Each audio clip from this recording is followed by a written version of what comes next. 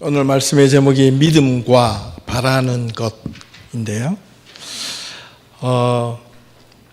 예화를 좀 하나 드리고 싶습니다.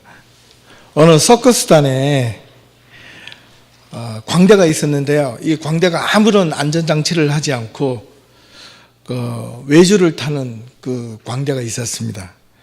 이 광대는 서커스 공연을 할 때마다 많은 관객들로부터 박수를 받습니다.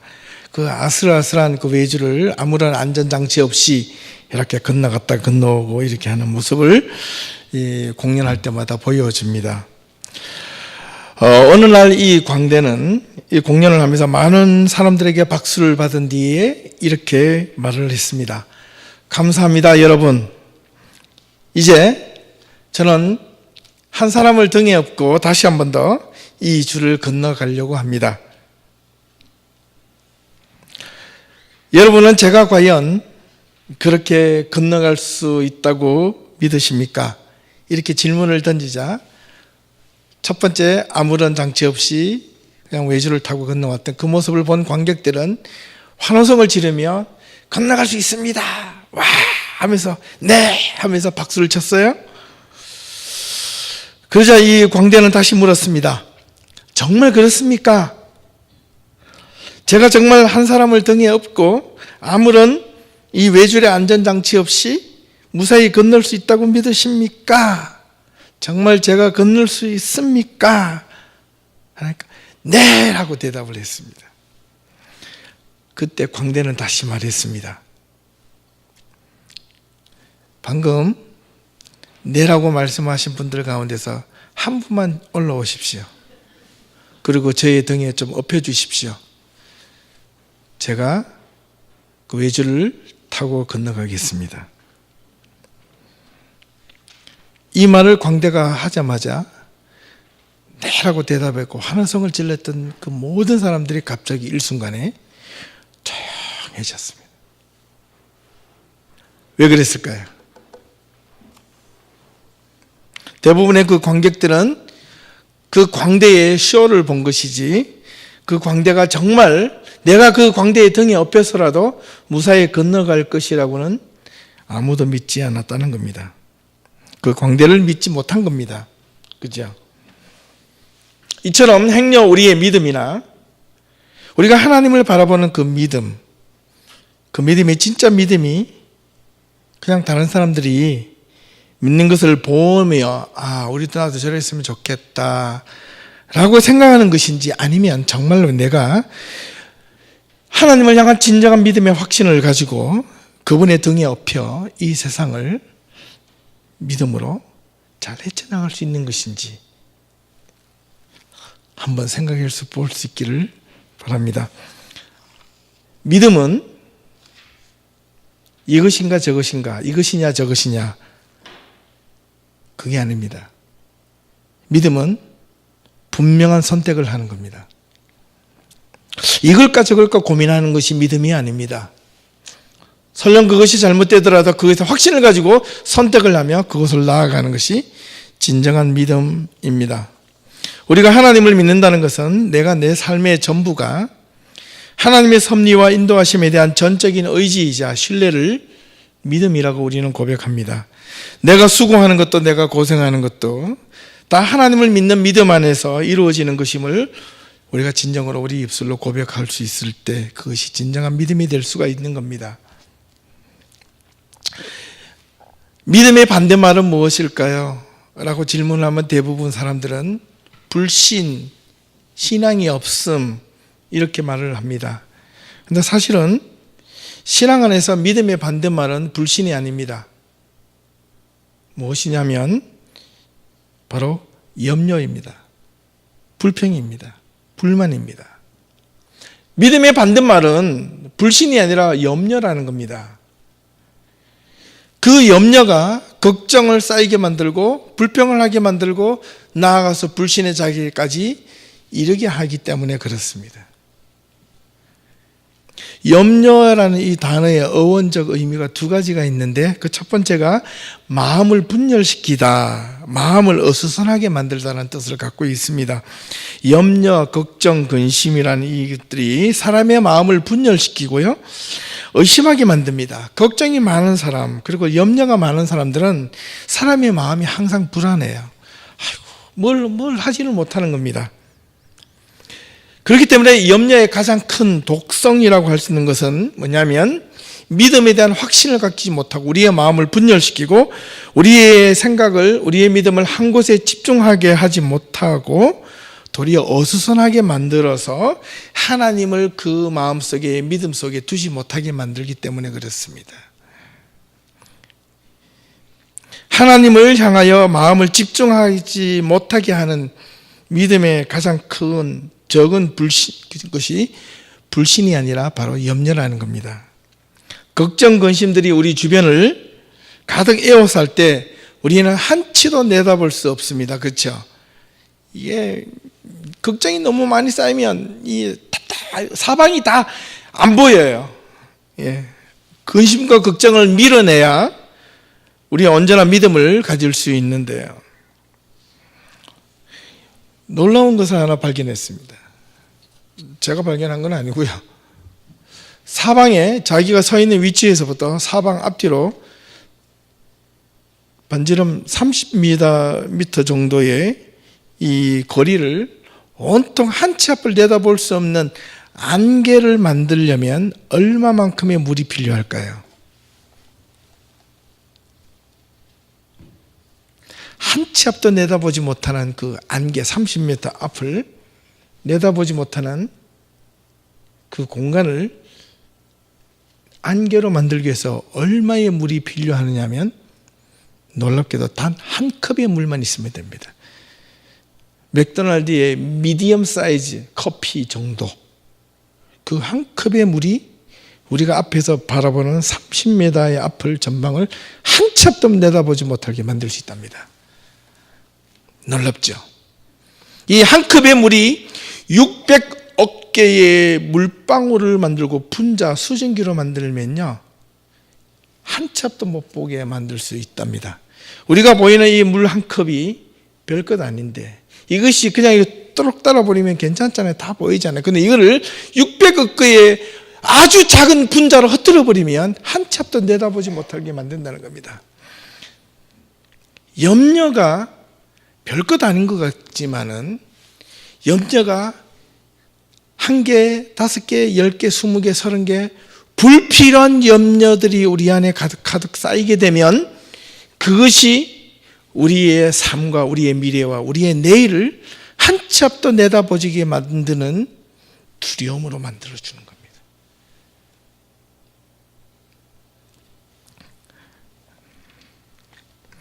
두 번째 염려에 대한 의미는 목을 조으다는 뜻을 갖고 있습니다.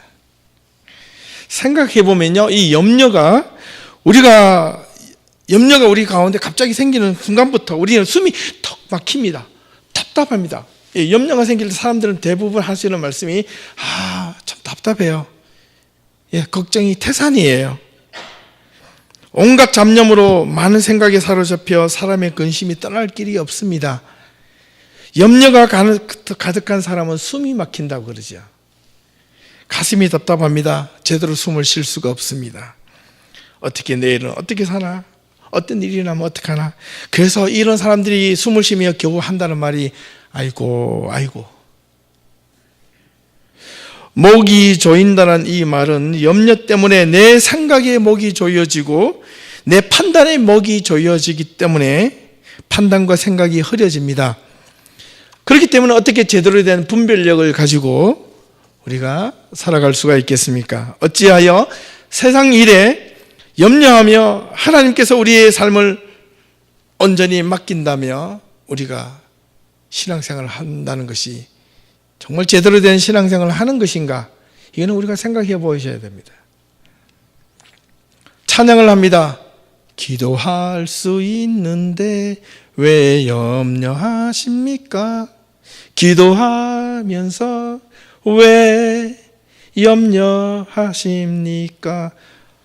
그래도 염려가 되는데요. 그렇죠? 염려가 되죠. 주님 앞에 무릎 꿇고 간구해 보세요. 근데 어떻게 해요? 마음을 다하여 뜻을 다하여, 우리의 마음과 정성과 뜻을 다하여 정말 진정으로 그분의 뜻을 찾고 간구하였는가? 염려만 가지고 기도했지 하나님의 뜻과 하나님의 향한 정성과 내 마음을 다하여 정말 하나님 앞에 제대로 기도는 했는지, 그것으로 인하여 내 믿음에, 내 마음의 두려움과 염려가 사라졌는지 우리는 정말 돌아보아야 할 것 같습니다. 우리가 이런 찬양을 수없이 부르면서도 우리가 살아가는 우리의 삶의 염려가 떠나지 않는 것은 염려가 우리 곁을 떠나지 않았기 때문에 아니라 우리의 믿음이 하나님 앞에 부족하기 때문입니다. 여러분 살아가면서 염려가 없는 사람이 없잖아요. 나는 염려, 근심, 걱정이 없어 라고 한 사람은, 그는 정말 없는 사람은 제가 보기에는 극히 드물어요. 모든 사람들은 각자의 삶 속에서 각자가 지니고 있는 근심, 걱정, 염려, 다른 사람들이 보기에는 별것 아닌 것 같아도 내가 보아지고 내가 내 앞에 직면해 있는 이 문제들은요, 이 태산 같아 보여요. 그 걱정들이. 그런데 성경은 뭐라고 말씀하시는가 하면, 염려가 우리 곁을 떠나지 않기 때문에 염려하는 것이 아니라 믿음이 부족하다고 이야기합니다. 그래서 염려가 없는 사람이 없지만은 그 염려를 결코 가볍게 보아서는 안 됩니다. 염려가 가지고 있는 독성은 때로는 치명적일 수 있을 만큼 우리의 신앙을 흔들어 놓기도 합니다. 그래서 예수님께서는 괜히 염려하지 말라고 말씀하신 것이 아닙니다. 그만한 이유가 다 있기 때문에 그렇습니다. 사람이 살면서 염려가 없지 않는데 염려가 생길 때마다 성경은 뭐라고 말씀하십니까? 마태복음 6장 25절부터 읽어보니까, 그러므로 내가 너희에게 이르노니 목숨을 위하여 무엇을 먹을까 무엇을 마실까 몸을 위하여 무엇을 입을까 염려하지 말라. 목숨이 음식보다 중하지 아니하며 몸이 의복보다 중하지 아니하냐. 공중의 새를 보라. 심지도 않고 거두지도 않고 창고에 모아들이지도 아니하되 너희 하늘 아버지께서 기르시나니 너희는 이것들보다 귀하지 아니하냐. 너희 중에 누가 염려함으로 그 키를 한 자라도 더할 수 있겠느냐. 또 너희가 어찌 의복을 위하여 염려하느냐. 들의 백합화가 어떻게 자라는가 생각하여 보라. 수고도 아니하고 길쌈도 아니하느니라. 그러나 내가 너희에게 말하노니 솔로몬의 모든 영광으로도 입는 것이 이 꽃 하나만 갖지 못하였느니라. 오늘 있다가 내일 아궁이에 던져지는 들불도 하나님이 이렇게 입히시거든 하물며 너희일까 보냐. 마지막 마침표를 믿음이 적은 자들아, 이렇게 이야기를 하고 있습니다. 여기에 우리가 오해하고 있는 구절이 있는데요, 우리는요 중요한 단서가 목숨을 위하여 무엇을 먹을까 마실까, 그 다음에 몸을 위하여 무엇을 입을까, 이렇게 염려하지 말라고 했던 겁니다. 먹는 것, 입는 것에 때문에 집착하지 말라는 겁니다. 근데 우리가 돌아보면요, 우리가 먹고 마시는 것이 잘 먹지 못하고 정말 배불리 먹지 못해서 그렇지, 진짜 대부분의 사람들은 먹지 못해서 구하는 사람들이 없습니다. 내가 먹는 것이 다른 사람들보다 이게 볼품 없어 보이고, 내가 입고 있는 옷이 다른 사람이 입고 있는 보다 이게 흉하게 보이고 불편하게 보이니까 이것 때문에 염려가 생기는 겁니다. 그죠? 성경은 그걸 이야기하는 거거든요. 내가 지금 먹는 것 자체에서, 입는 것 자체에서 고민하지 말라는 것이 아니고 먹고 입는 것에서 고민을 해라입니다. 염려해라는데, 그런데 어떤 것을 골라 먹을 것인가, 어떤 좋은 옷을 입을 것인가, 이런 것에 대해서 신경을 쓰지 말라. 그것은 탐욕이다라고 이야기를 하고자 하는 겁니다. 이것 때문에 사람의 삶이 망가진다는 겁니다. 무엇으로? 욕심으로, 탐욕으로 인하여 망가진다는 뜻입니다.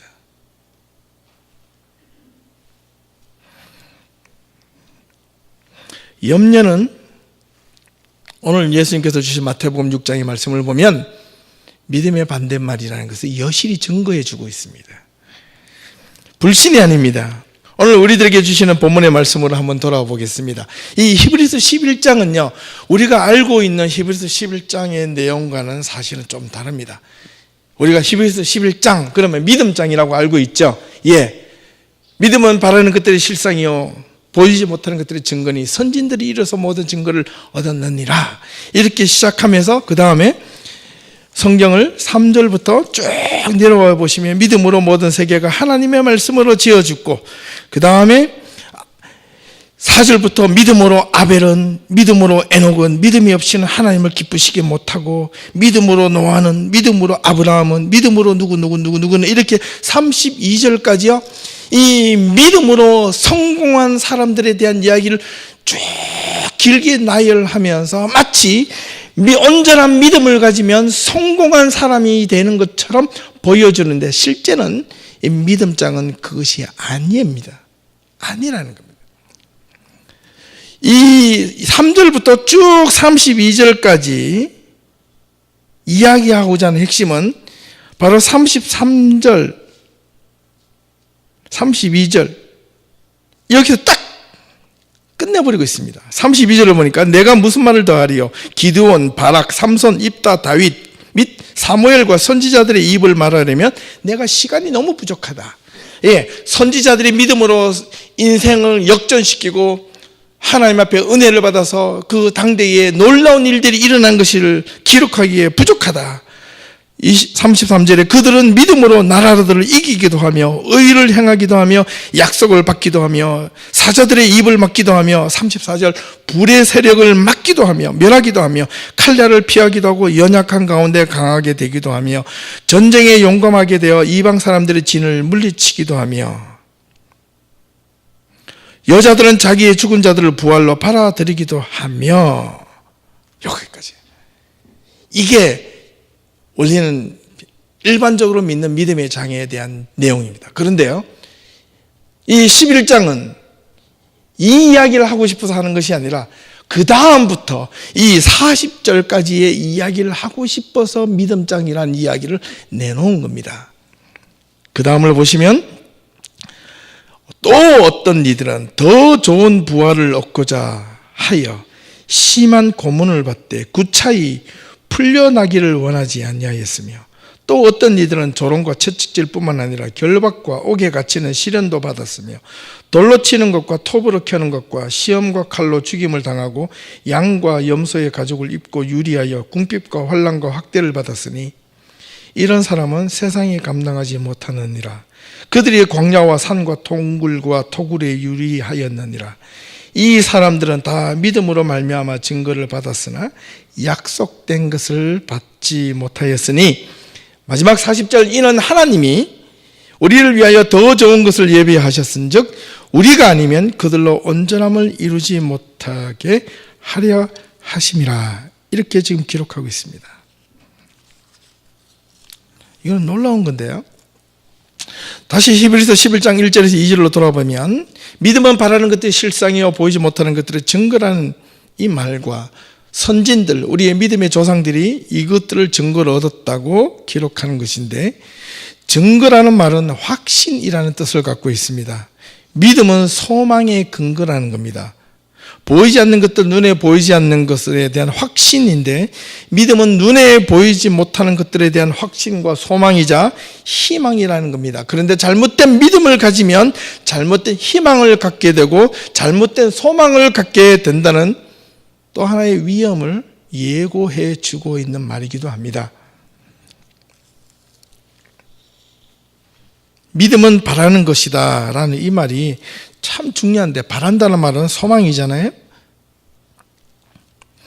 그래서 믿음은 움직이게 하는 힘이 있습니다. 무엇을? 염려를 떨쳐버리게 만드는 힘이 있다는 말입니다. 불안을 버리게 하는 용기를 갖게 하고 소망의 주춧돌이 됩니다. 소망의 실상이 됩니다. 희망의 주춧돌이 되는 겁니다. 믿음을 가져야 하는데 올바른 믿음을 가지지 않으면 헛된 소망, 헛된 희망에 사로잡히게 된다는 거예요. 올바른 믿음은 미래의 소망과 희망을 이루는 근거가 되기 때문에 그렇습니다. 그러므로 해서 하나님께 온전한 믿음을 갖고 있는 자는 올바른 영원한 희망과 소망을 소유한 자라고 말할 수 있습니다. 요한일서 3장 3절에 보니까 주를 향하여 이 소망을 가진 자마다 그의 깨끗하심과 같이 자기를 깨끗하게 한다, 이런 말씀이 있고요. 시편 146편 3절에 보니까 야곱의 하나님으로 자기의 도움을 삼으며 여호와 자기 하나님께 소망을 두는 자는 복이 있도다. 우리가 잘 알고 있는 시편 42편 6절에 보면 내 영혼아 내가 어찌하여 낭망하며 내가 어찌하여 내 속에서 불안해하는고 염려하는고 너는 하나님을 바라라, 하나님께 소망을 두라, 이 말입니다. 그의 얼굴에 도우심을 인하여 내가 오히려 찬송하리로다. 하나님께 소망을 두는 자는 영혼이 살아나고 삶이 살아나고 염려를 이기고 물리치고 오직 믿음이 소망의 주춧돌이 되어 오늘보다 내일, 내일보다 모레가 더욱더 하나님을 향한 믿음이 더욱 깊어지고 소망과 희망이 더욱더 깊어지는 예담 성도들이 될 수 있기를 주님의 이름으로 축원합니다. 중요합니다. 믿음과 소망은 그러므로 동시적으로 일어나는 겁니다. 믿음이 없이 소망을 가질 수 없고요, 소망 없는 믿음은 헛것입니다. 믿음의 역사는 희망과 소망의 역사로 동시에 일어나는 것이기 때문에 올바른 믿음이 주어진다면 허황된 꿈이나 허황된 소망이 아니라 올바른 믿음과 올바른 희망과 올바른 소망이 살아나기에 우리에게 믿음과 소망은 수레의 바퀴처럼 동시적으로 나아가는 겁니다. 그러므로 올바른 믿음을 가지면 올바른 역사가 나타나는데요, 하나님의 능력이 나타나는데, 우리가 방금 읽었던 11서 11장 3절에서 32절까지 그 내용은 바로 믿음을 가진 자들의 업적들이 다 기록되는데 얼마나 좋습니까? 이렇게 되면, 그러나 33절에서 35절 제가 읽었던 이 말씀을 돌아보면 또 다른 믿음에 가진 유형들이 있는데, 이 사람들의 믿음의 유형이 고난과 핍박과 역경 속에서도 믿음을 포기하지 않았다는 겁니다. 근데 사실 히브리서 11장은 이걸 이야기하고 싶은 겁니다.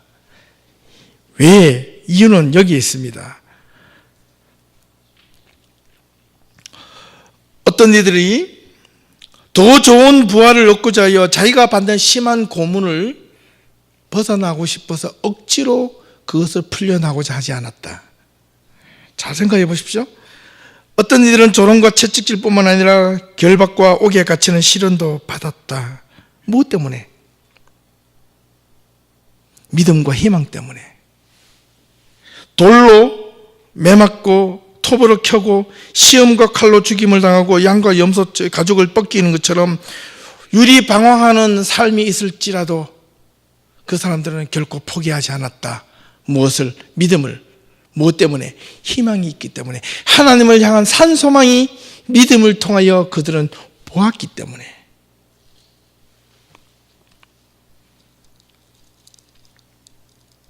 그런데 38절에 보니까 아주 중요한 말씀을 하고 있는데, 이런 사람은 세상이 감당하지 못하느니라, 이렇게 되어 있어요. 이 말을 영어의 말씀으로 돌아와서 이렇게 찾아보니까 세상이 그들에게 값어치를 주지 못하였다, 이런 뜻입니다. 세상이 그들에게 진정한 가치를 부여하지 못했다. 바꿔 말하면 이런 고난과 역경과 믿음과 신뢰를 경험한 사람들은 결코 그들의 믿음을 포기하지 않았던 것은 세상이 주는 가치가 의미 없다는 것을 알았다, 이런 뜻이었습니다. 그래서 이 사람들은 고난을 받는 것을 주저하지 않았고 두려워하는 것을 주저하지 않았고 더 좋은 부활을 영광을 얻기 위하여 내가 지금 당장 육체적인 이 잠시 구속받는 이것을 억지로 내가 풀려나는 것에 대해서 기분 좋아하지 않았다, 이런 뜻입니다. 야, 보니까 그게 진짜 믿음이에요. 앞에 3절부터 32절까지 그렇게 수많은 당대의 위대한 믿음을 가진 위대한 인물이 있을지라도 그보다 더 좋은 믿음이 있다. 그 믿음은, 진짜 믿음은 이런 자들이다. 39절에 보니까 이 사람들은 다 믿음으로 말미암아 증거를 받았으나 약속된 것을 받지 못하였다 되어 있습니다. 증거를 받았지만, 이렇게 뭔가 에비던스, 증거를 받았지만 약속, 그것이 나 당대에 이루지 못했다, 이런 뜻입니다. 그래서 40절을 보니까 이는 하나님이 우리를 위하여 더 좋은 것을 예비하셨은즉 우리가 아니면 그들로 온전함을 이루지 못하게 하려 하심이라, 이렇게 돼요. 이 말이 무슨 뜻이겠습니까? 읽어보면 자칫 잘못하면 이해가 잘 안 돼요. 그런데 진정한 의미에는 여기에 있었습니다. 하나님이 우리를 위하여 더 좋은 것을 예비하셨은즉 우리가 아니면 그들로, 그들이 누구냐면 이 고난과 역경과 채찍질과 돌로 맞음과 주님을 향한 믿음을 지키기 위해서, 하나님을 향한 소망을 이루기 위해서 그들의 꿈이, 그들의 소망이 자기의 당대의 고난과 억압을 받으면서도 이루지 못했지만은 그들로 온전함을 이루지 못하게 하려 하심이니라.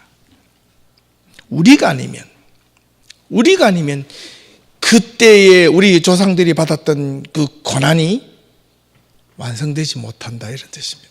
열매를 맺지 못한다. 바꾸어 말하면 우리의 믿음의 선조들이 믿음 하나 지키기 위해서 온갖 고난과 수고와 애씀이 있었기 때문에 그 믿음의 결실이 지금 우리가 여기서 누리고 있는 겁니다. 그들의 수고함과 매맞음과 고통과 열매가 그들 당대에서는 하나님의 약속으로 받지 못했지만 그 약속의 결과가 우리가 아니면 그들로 온전함을 이루지 못함이라. 우리가 지금 믿음의 열매를 맺고 있지 않으면 그들의 과거의 믿음의 선조들이 십자가 하나를 붙들고 고생하며 믿음을 지켰던 그 믿음이 헛것이 되더라. 지금 우리가 갖고 있는 이 신앙과 믿음이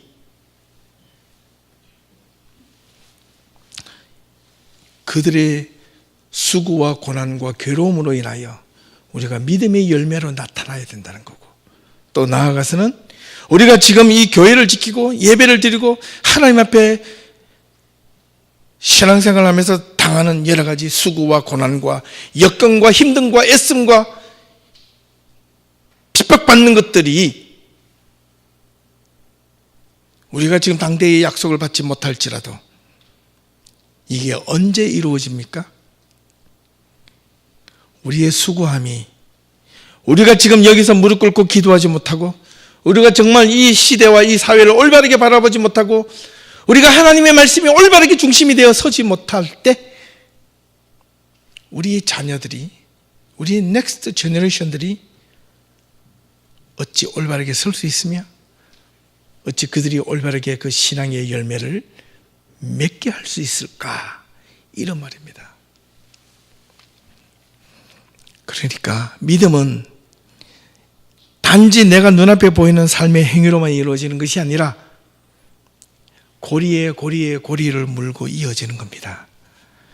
내가 오늘 지금 교회를 섬기는 것, 내가 지금 수고하고 애쓰는 이 수고가 내 자녀에게 열매를 맺기 위해서 내가 오늘 지금 고생하고 수고하고 교회를 섬기고 하나님 앞에 나와 올바른 신앙생활을 하려고 몸부림치는 겁니다.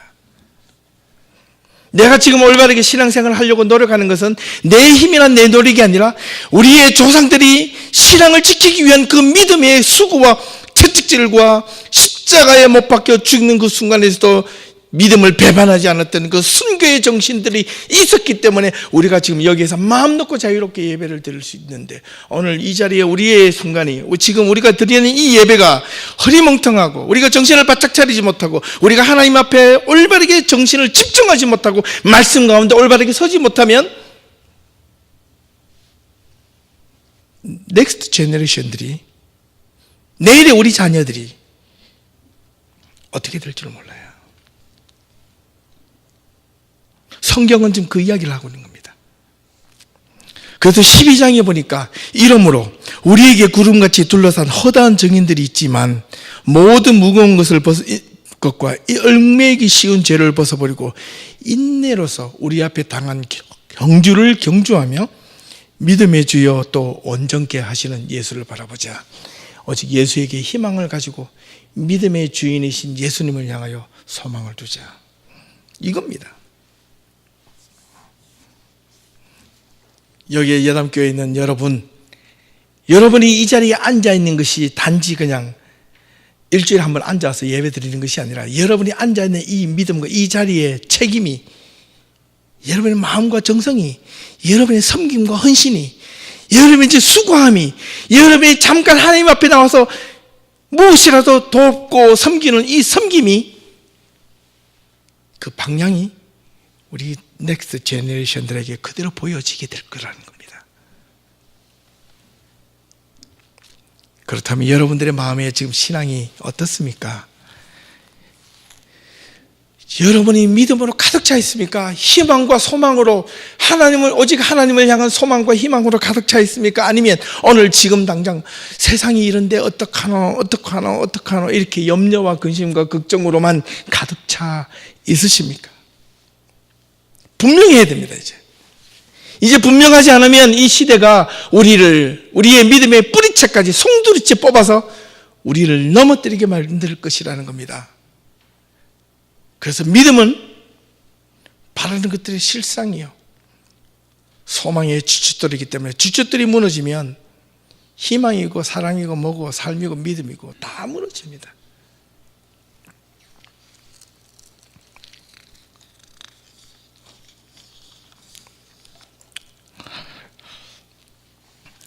그러므로 오늘 저와 여러분들이 우리가 분명한 믿음을 지키고 믿음을 가지고 우리가 하나님 앞에, 하나님 안에 말씀 가운데 그 말씀을 통하여 여러분이 진정한 소망을 누릴 수 있기를 바랍니다. 확신을 가지셔야 됩니다. 여러분들의 삶이, 여러분들의 믿음이, 나는 믿음이 부족하다, 연약하다 이렇게만 말씀하지 마시고, 내가 믿음이 부족한 만큼 내 안에 가득 차 있는 염려를 떨쳐버리기 위하여 믿음을 갖는 겁니다. 하나님을 향하여 여러분들 믿음을 갖고 계십니까? 하나님을 향한 영원한 희망이 있으십니까? 정말입니까? 목사만 아멘 하면 안 돼요.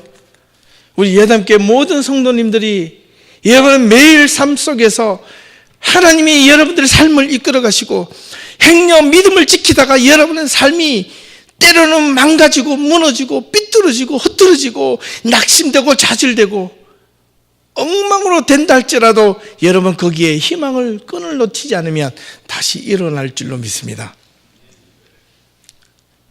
좌절하지 마십시다. 염려하지 마십시다. 하나님이 우리보다 큰 능력이시고 살아계시다며요. 다시 오실 예수님이 계시다면서요.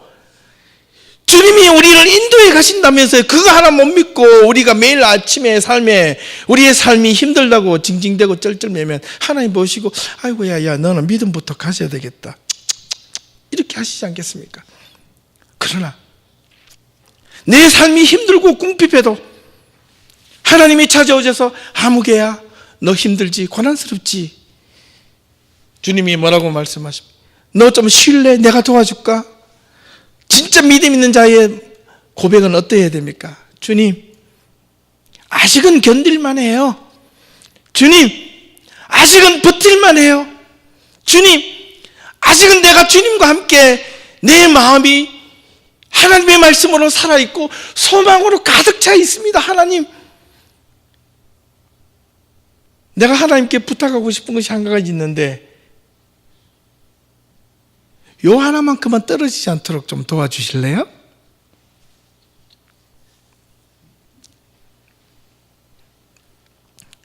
우리 예담교회 성도님들의 마음이 믿음의 신앙의 고백이 이렇게 될 수 있기를 바랍니다. 여러분의 신앙 속에 믿음이 여러분의 것이 아닙니다. 하나님이 여러분들에게 마음을 허락하시고 여러분들의 마음을 열어주실 때만 가능한 것입니다. 근데 어찌하여 믿음이 부족하다고 쩔쩔매고 불평과 불만으로 내 앞에 있는 산적해 있는 이런 것들 때문에 내가 고민하십니까? 돌아보면요, 지나오면 그게 다 추억거립니다. 그때는 두려웠고 그때는 불안했고 그때는 힘들었지만 조금만 지나와서 조금만 한 발짝 물러서서 보니까 이게 별것 아니라는 겁니다. 내가 한 치 앞을 내다보지 못하는 이 안개 때문에 두려워했지만은 그걸 모으고 다 없애보니까 물 한 컵도 안 되는 이 물방울이 나를 두렵게 만들고 나를 힘들게 만들었다는 것을 주님을 향한 믿음이 온전하게 있는 자들은 그것을 보게 될 줄로 믿습니다. 그것을 확인하게 될 줄로 믿습니다. 주님은 우리들에게 믿음을 부족하다고 탓하고자 믿음이 적은 자들아라고 말씀하신 것은 아닙니다. 우리에게 요구하시는 것은 믿음이 적은 자들아, 이 말은 염려와 근심과 걱정으로 가득 차 있는 자들아, 두려워하지 말라, 내가 너와 함께 함이니라. 놀라지 말라, 내가 너와 함께 함이니라. 내가 너를 붙들리라, 내가 너와 함께, 내가 너를 이끌리라. 믿음은 바라는 것입니다. 반드시 우리 당대에 우리의 삶이 우리가 원하는 대로 이루어지지 않더라도 우리가 수고하고 우리가 헌신하고 우리가 애써 기도한 그 기도는 결코 땅에 떨어지지 않고 우리의 신앙의 수고가 정직하고 올바랐다면 우리의 넥스트 제너레이션들이, 우리 다음에 우리 자녀들이, 우리의 후세들이, 지금 주일학교에서 예배드리는 이 아이들이 우리의 신앙과 우리의 믿음을 보고 그들이 결실을 맺어갈 것이라는 겁니다. 그러므로 지금 우리의 믿음이 중요합니다. 우리가 어떻게 이 세상을 지켜나갈 것인가? 우리가 하나님을 향하여 어떤 소망을 가지고 살아갈 것인가? 분명한 확신과 선택을 하며 살아갈 수 있는 하나님의 은혜, 하나님의 인도함을 받는 우리 예단 모든 성도님들이 다 될 수 있기를 주님의 이름으로 축원합니다. 기도하겠습니다.